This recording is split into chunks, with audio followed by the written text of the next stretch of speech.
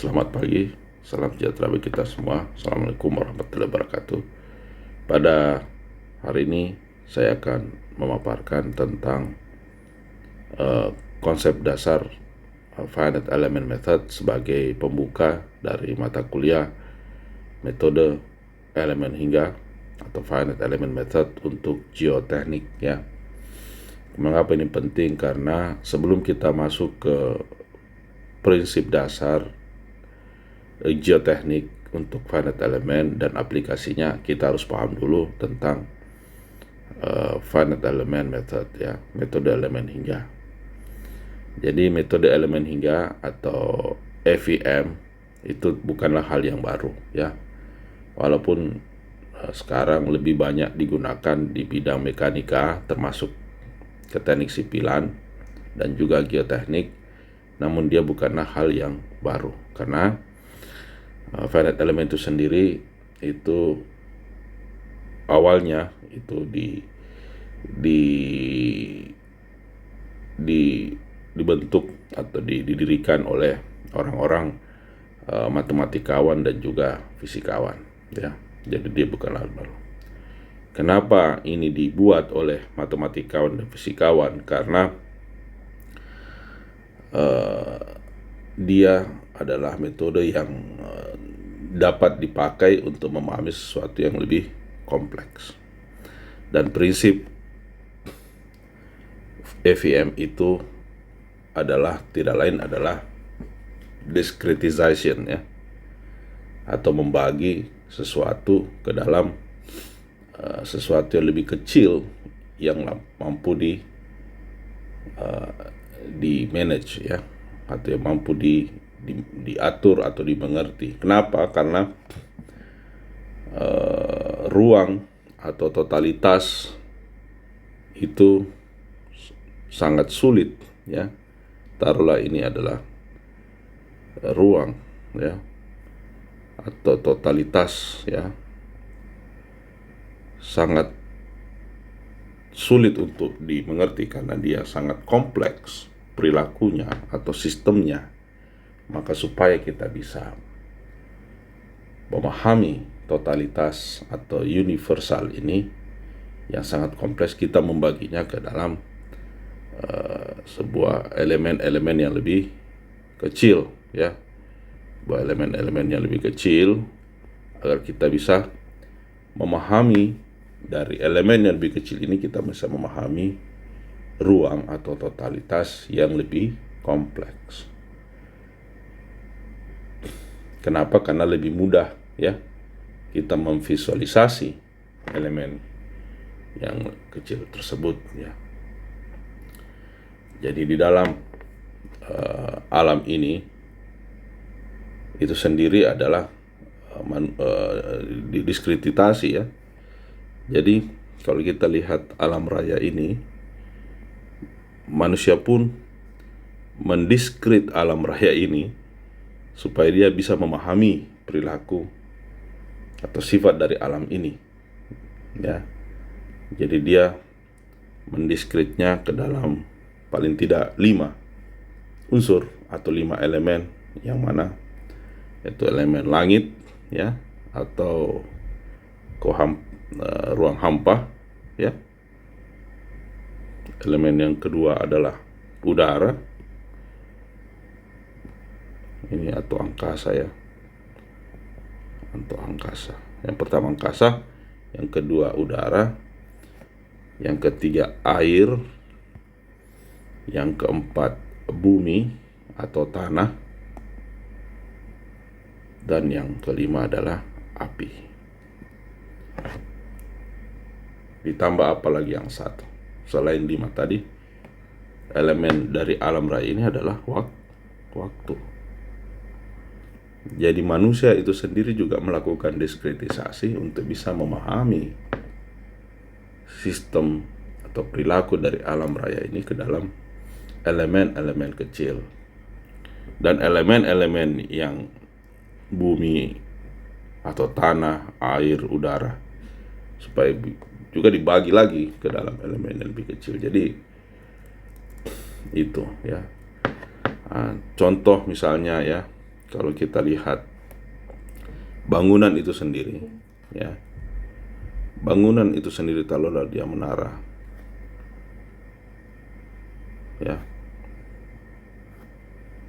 itu juga terbangun dari diskretisasi. Kenapa? Karena dia terbangun dari elemen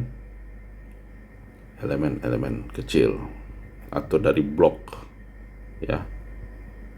Jadi sebuah bangunan itu pun merupakan diskretisasi,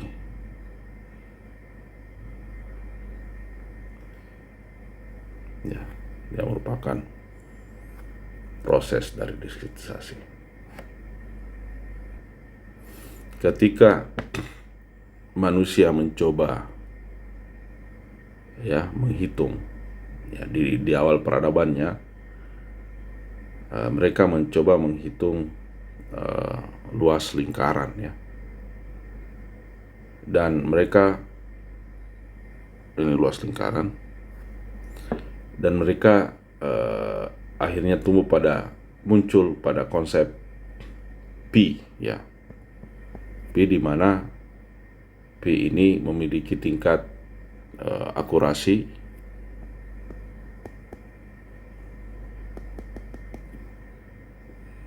dan keakurasian nilai pi itu menentukan seberapa akurasi kita menghitung luas lingkaran, ya.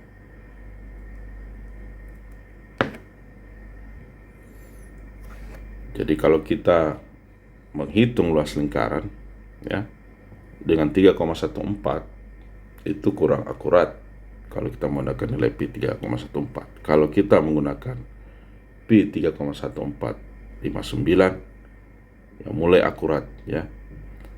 Kalau kita tambah lagi 265, 3,14159, 265 itu jauh lebih akurat dibanding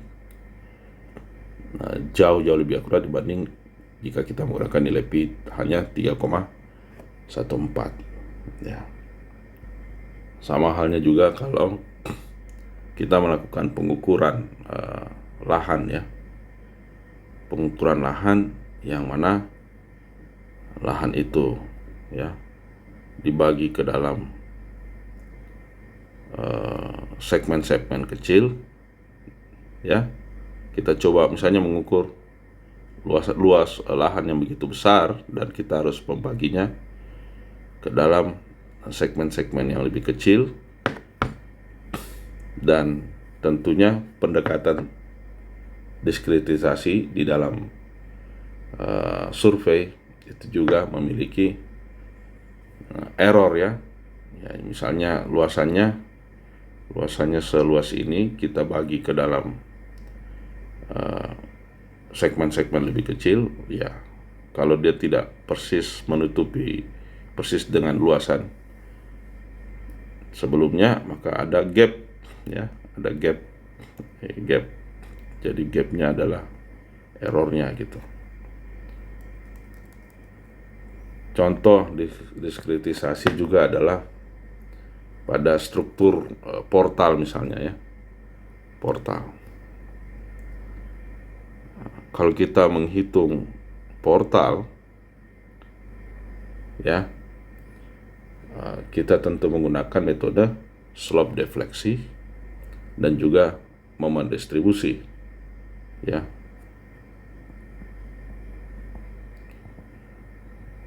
Misalnya,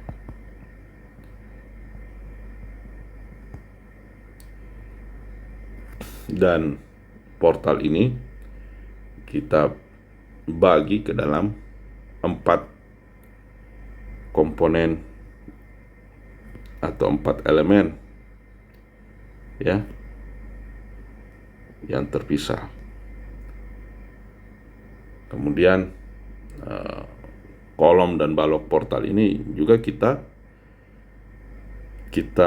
modelkan sebagai satu dimensi, ya, satu dimensi. Kita modelkan sebagai garis. Nah, ini adalah proses diskretisasi pada struktur, ya, sebagai contoh, ya.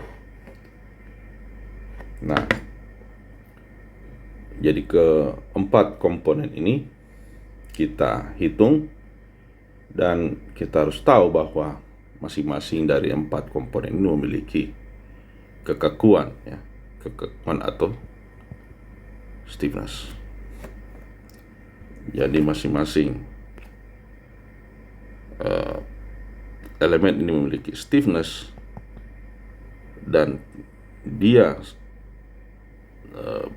bergabung satu sama lain, itu harus memenuhi kondisi fisika, yaitu kondisi continuity, ya,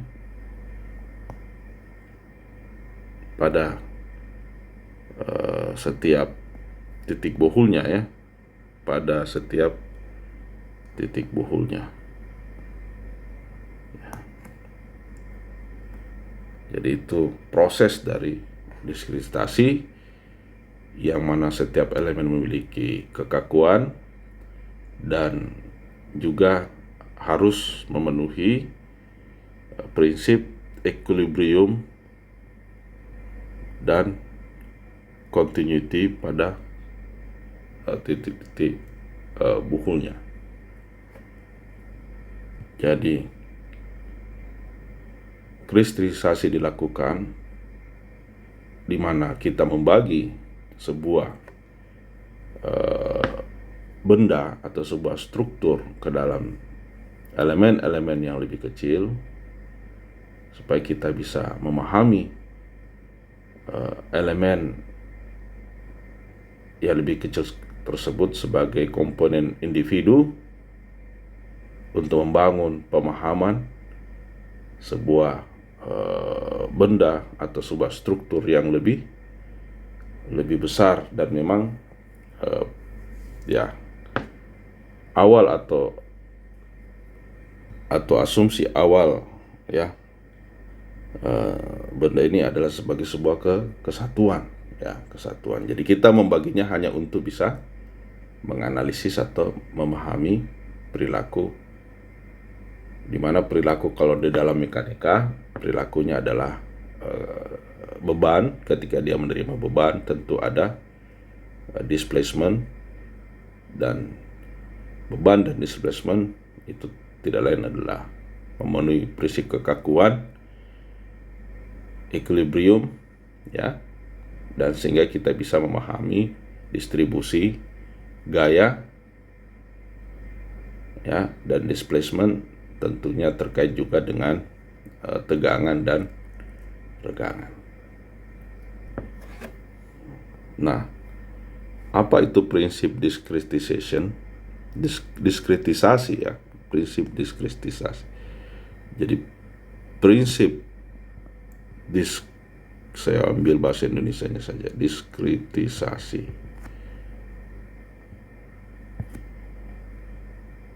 Prinsip diskretisasi itu ada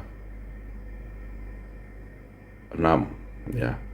Yang pertama adalah subdivisi, kemudian prinsip yang kedua adalah continuity, prinsip yang ketiga adalah compatibility, yang keempat adalah konvergensi, dan yang kelima dan keenam adalah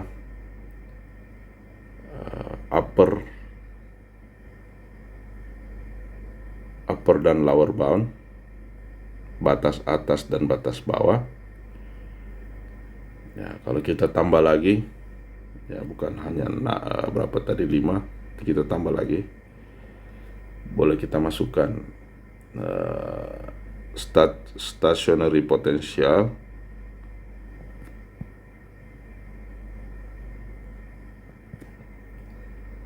minimum residual, ya,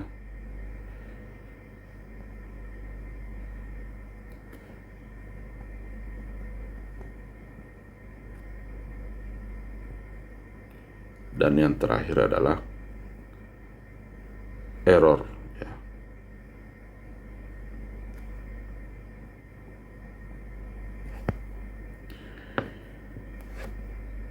Oke, yang pertama adalah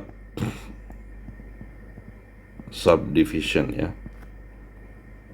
Subdivision bahwa umumnya ruang atau benda atau alam raya ini itu bisa dibagi ya, bisa disubdivisikan ya.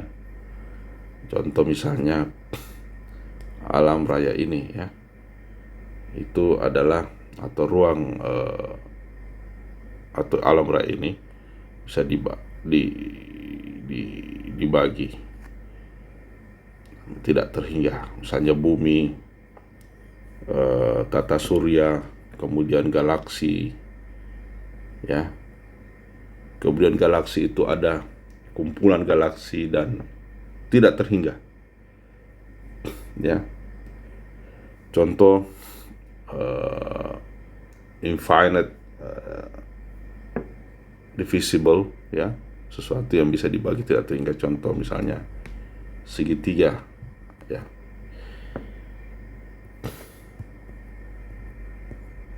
Segitiga ya. Ya, segitiga. Ada berapa segitiga di dalam segitiga?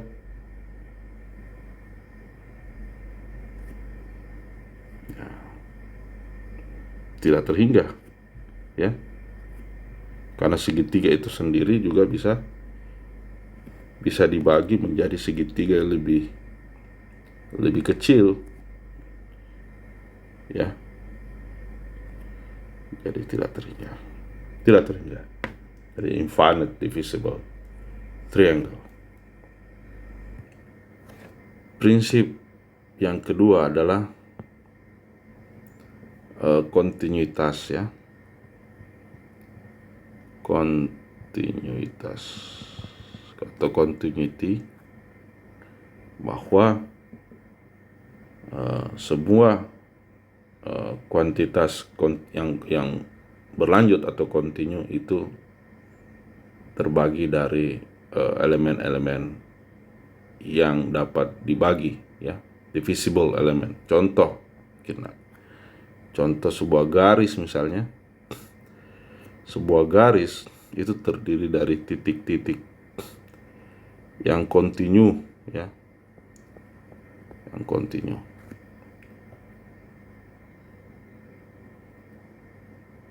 Contoh yang lain adalah sebuah peristiwa ya, sebuah peristiwa yang merupakan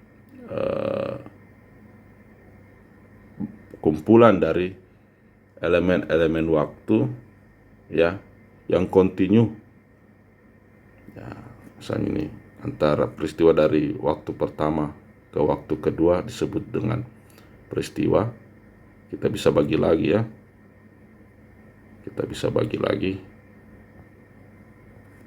jadi waktunya itu kontinu ya. Dan kita bisa bagi lagi ke dalam elemen kecil yang lebih kecil, dan dia bersifat kontinu. Contoh yang lain adalah juga balok ya.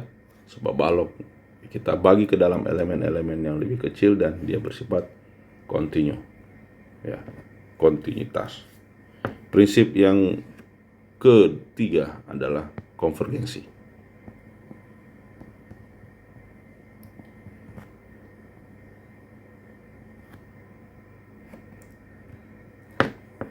Untuk memahami konvergensi, kita ambil contoh bagaimana kita menghitung luasan lingkaran.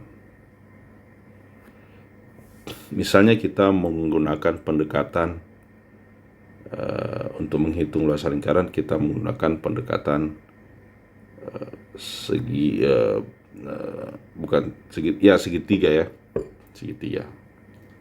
Karena segitiga atau segi empat mudah kita hitung luasannya. Jadi kita coba pendekatan luasan lingkaran. Untuk menghitung luasan lingkaran kita menggunakan pendekatan segitiga. Misalnya kita dekati dengan 4 luasan segitiga. Kita dapatkan luasannya 1,125. Kalau kita lihat ya, pendekatannya kalau kita di dalam lingkaran untuk memperkirakan luas lingkaran belum terlalu tepat ya. Oke, kita bagi lagi ke dalam elemen yang lebih kecil ya. Ini luasan lingkaran yang kita mau hitung. Kita bagi lagi.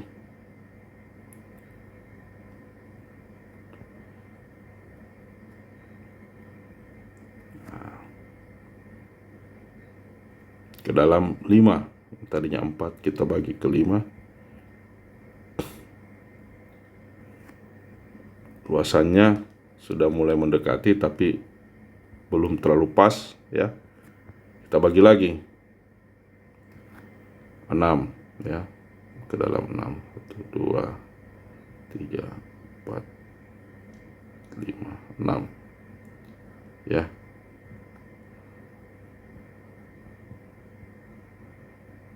Ya. Luasannya 1,462. Begitu seterusnya ya. Kita bagi lagi sampai mendekati luasan lingkaran yang kita hitung gitu ya. 1, 2, 3, 4, 5, 6. Ini 7 ini. 1,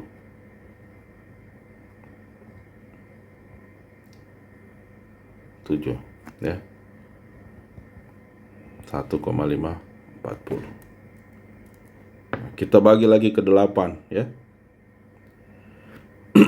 Bagi lagi dengan 8 sampai betul-betul mendekati luasan lingkaran yang kita hitung.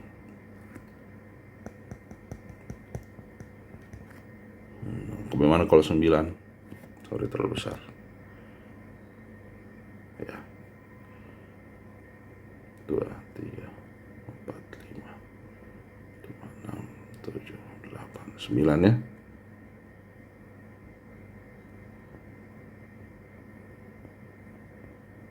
Nah, ini luasannya sudah 1,628. 1, 2, 3, 4. Ya. Jadi begitu dia ya mendekati, begitu luasan-luasan segitiga yang elemen-elemennya lebih banyak mendekati luasan lingkaran yang kita mau hitung, itu disebut dengan konvergensi. Kalau dia sudah mendekati ya, kalau kita lihat contoh ini yang 4 segitiga, konvergensinya belum terlalu bagus. 5 mulai bagus ya. 6, 7, 8 dan yang kalau kita lihat 9 lah yang paling bagus, paling mendekati ya. Jadi konvergensi itu seberapa dekat ya dengan nilai yang kita hitung ya, antara pendekatan dengan nilai yang eksak yang kita hitung. Itu namanya konvergensi. Nah, kalau kita coba pendekatan yang lain yang untuk menghitung segitiga, kalian tadi sebelumnya adalah di dalam lingkaran, kita pendekatan yang lain adalah di luar lingkaran. Jadi kita mau menghitung luasan lingkaran dengan pendekatan luar ya. Oh, misalnya kita ambil bagi 4 ya.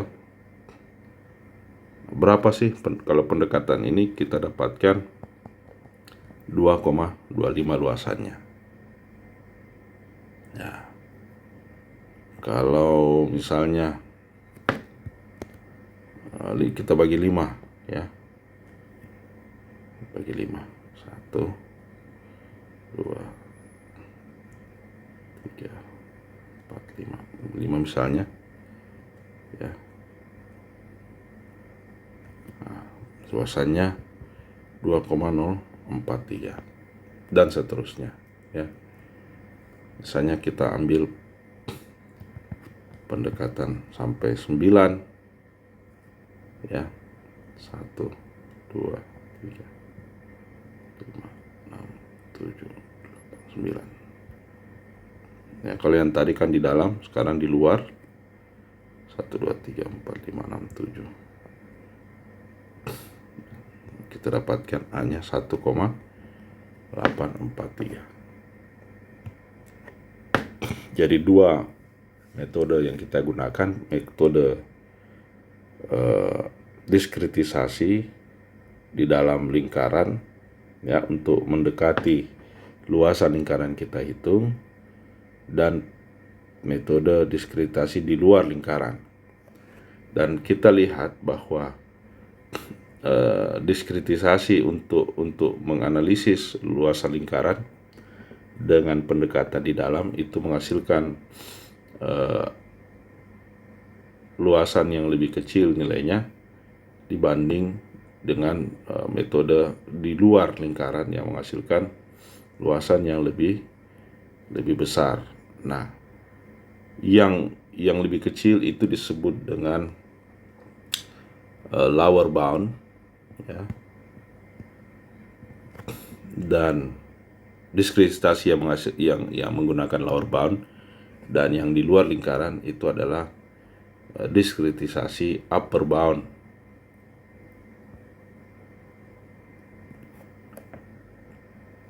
Ya, ada lower bound dan upper bound. Jadi kalau kita mengilustrasikan dalam grafik ini ya, ini adalah jumlah atau number of elemen ya. Kemudian ini luasan area dari lingkaran, karena kalau eksaknya angka pastinya luasan lingkaran yang kita hitung pada kasus ini adalah luasannya adalah 1,767 ya. Nah, sementara pendekatan dengan diskretisasi yang di dalam lingkaran ya, yang ini kita mulai tadi dengan berapa elemen di dalam lingkaran? 4 ya. Makin banyak elemennya, makin mendekati nilai eksak ya. Ini namanya lower bound ya. Sedangkan kalau kita menggunakan upper bound, elemen di luar lingkaran, makin banyak elemennya, makin kecil luasannya, dan dia kecil luasannya, dan juga dia mendekati nilai eksak. Nah, selisih antara nilai eksak dengan diskretisasi itu adalah error ya. Jadi kita sudah pahami prinsip error dan juga lower bound serta upper bound ya. Jadi apa itu error? Error adalah selisih antara luasan lingkaran yang eksak A bintang dengan luasan pendekatan elemen atau diskretisasi ya, atau taruhlah ini aproksimasi. Jadi error.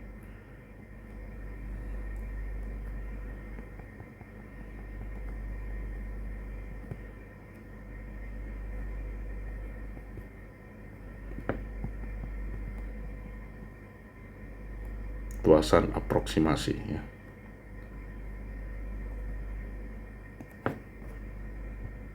Oke ya. Nah, kesemua proses subdivisi ya, kontinuitas, kemudian apa tadi, upper bound, lower bound ya, dan error itu adalah hal-hal yang kita harus pahami dalam sebuah proses diskritisasi, yang mana diskritisasi itu sendiri adalah harus bisa mematuhi, ya, bukan harus bisa mematuhi, dia memang bekerja pada prinsip-prinsip fisika, ya, prinsip-prinsip fisika. Ya, taruh di sini saya anggap prinsip dan sistem, ya, prinsip-prinsip fisika, ya, yang mana semua sistem atau perilaku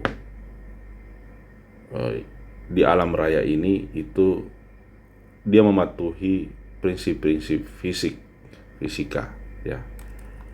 Contoh misalnya prinsip fisika tentang gaya, ya, yang mana formulasi matematikanya itu melalui sebuah intuisi yang luar biasa. Isaac Newton membuat prinsip fisika tentang gaya di dalam sebuah formulasi matematika. F sama dengan M dikali A, atau F gaya itu adalah perkalian dari massa dikali akselerasi, atau F itu adalah massa dikali dengan turunan 2 kali dari perubahan jarak, ya. Di semua proses diskritisasi, ya, di dalam finite element itu dilakukan di dalam sebuah prinsip-prinsip fisika tentang gaya, ya, fisika tentang gaya, yang mana dia bisa digunakan di dalam keseimbangan statik dan juga keseimbangan dinamik, ya, termasuk menghitung energi di dalamnya.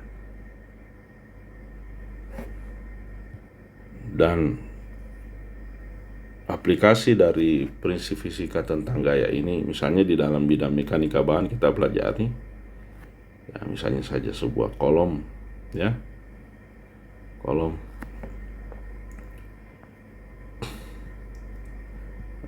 diberi beban sebesar P misalnya, dan penampang dari kolom ini seluas A, di mana kolom ini memiliki tinggi L. Maka prinsip fisika yang Newton yang sederhana tadi diterjemahkan di dalam bentuk equilibrium, prinsip-prinsip equilibrium yang lebih spesifik, dengan beban, ya, dan kondisi batas kolom jepit di bawahnya. Maka kita pelajari mekanika bahan bahwa regangan atau displacement itu sebesar P dikali L dibagi A dikali E, ya, di mana P-nya adalah beban, L-nya adalah tinggi kolom, kemudian A-nya ini adalah luas penampang, dan E-nya adalah modulus elastisitas, ya.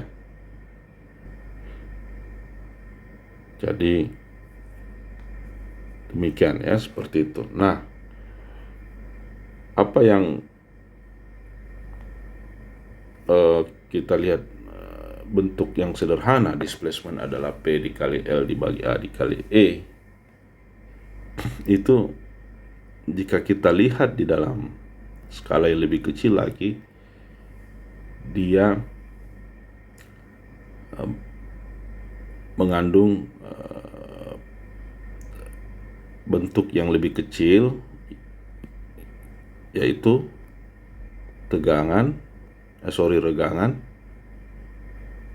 dan juga tegangan, ya. Ya, jadi displacement pada kolom, jika kita breakdown lebih kecil lagi analisisnya, adalah tegangan. Jadi begitu kolom ini diberi beban, dia mengalami pemendekan, bebannya ditambah, dia memendek. Berapa pemendekannya? Sebesar U sama dengan P dikali L dibagi AE. Maka U-nya itu sendiri, kalau kita lihat sendiri, dia tuh mengalami pemendekan. Di dalam kolom itu sendiri terjadi akumulasi tegangan dan juga regangan. Ya. Begitu bebannya kita tambah ditambah, akhirnya tentu menghasilkan kolom ini fail atau patah, ya. Jadi, apa yang sebenarnya kita lakukan di diskritisasi atau finite sebagai bentuk hal yang paling utama di dalam finite element adalah tidak lain sesungguhnya adalah kita mau melihat bagaimana distribusi tegangan dan regangan pada kolom itu begitu diberi beban, dan distribusi tegangan regangan ini hanya kita bisa lihat jika kolom ini kita bagi ke dalam elemen-elemen yang lebih kecil, ya. Jadi kita akan bisa lihat perilakunya, ya, perilaku mekaniknya. Jadi sebuah kolom begitu dibeban, dia mengalami deformasi, dia di dalamnya ada perubahan tegangan dan juga regangan, dan kita bisa lihat perilakunya, ya, sampai kita tambah bebannya sampai dia fail. Nah, itu kalau kita lihat secara sederhana. Jadi proses atau prinsip-prinsip dasar finite element yaitu diskritisasi, ya, dengan hukum fisika, ya, equilibrium. Dan tentunya ini terlalu sederhana, walaupun pada kenyataannya manusia mencoba memahami ini, dia membuat finite element, namun sesungguhnya perilaku material atau benda atau alam raya ini sesungguhnya sangat kompleks. Kenapa? Karena dia bentuk-bentuk geometrinya itu tidak teratur sebenarnya, walaupun kita mencoba membuatnya lebih simple. Materialnya tidak homogen, ya, perilakunya juga tidak linear, non-linear, dan kondisi pembebanannya itu tidak sesederhana itu, walaupun pada analisis yang kita buat itu kita mencoba membuatnya lebih simple, ya, supaya kita bisa menghitungnya. Dan tentunya finite element itu juga akan banyak terkait dengan komputasi dan menggunakan derivasi, ya. Nantilah kita jelaskan pada pertemuan yang kedua. Saya rasa demikian untuk kuliah hari ini. Makasih.